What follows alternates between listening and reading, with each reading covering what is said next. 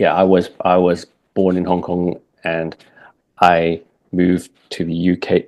Well, no, I left Hong Kong at 3, but I didn't come straight to the UK. We lived in several different countries. I went to school in, like, I learned 7 languages um, by the time I settled down in the UK, and I didn't know anything about Hong Kong or my Chinese culture till I went back for my first visit at the age of 10. And yeah, you asked me, did my parents not? Well, like, my parents weren't together for much of my childhood. My mum was in Hong Kong doing business, and my dad um, was looking after us during my school years here in the UK. And we didn't talk about Hong Kong Chinese culture. He wanted us to be British and to speak English and do really well. And so Mhm. he didn't even speak Chinese to us. He spoke Yeah, English to us. it's your best survival mechanism that he could have thought. Yes, exactly. They He wants you to deliberately, survive rather than, you have to fit in. It's imperative for a young boy. yeah, yeah, exactly. Yeah. And a lot of Chinese kids get sent to Chinese school, right? I finished my schooling in Canada, and over there, all the Chinese kids went to Chinese school on the weekend. So, their parents made a active decision to keep that part of their culture going.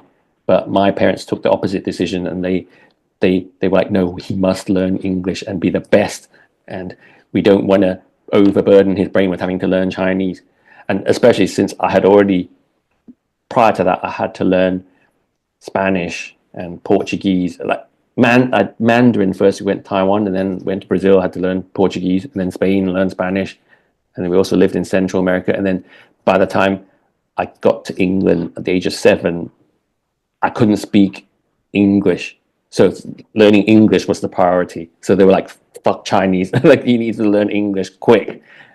And yeah, so that's why I didn't have any sort of connection with the Chinese side of, other than just looking at my parents and hearing them speaking when they were together. But often they were in different countries, so they weren't together all that much.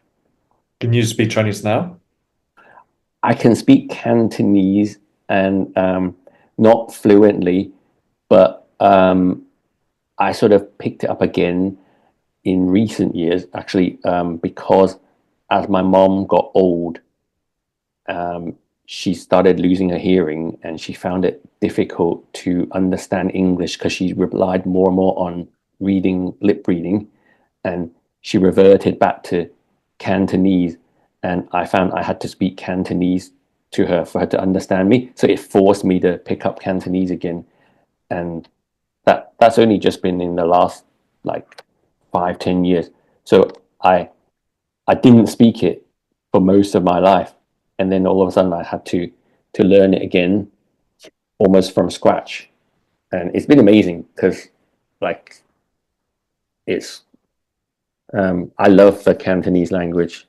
It's so expressive, and I'm sure you can identify with that. Speaking Korean, it's not just the vocabulary is different, but just the way you structure sentences and the things that you can say that you can't say in English. Do you know what I mean?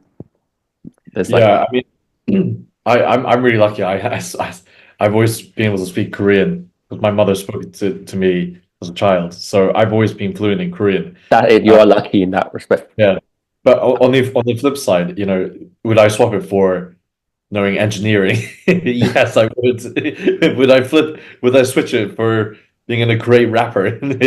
Or would I give up all my Korean to be excellent in English, to an English literature level at Oxford University? 100%.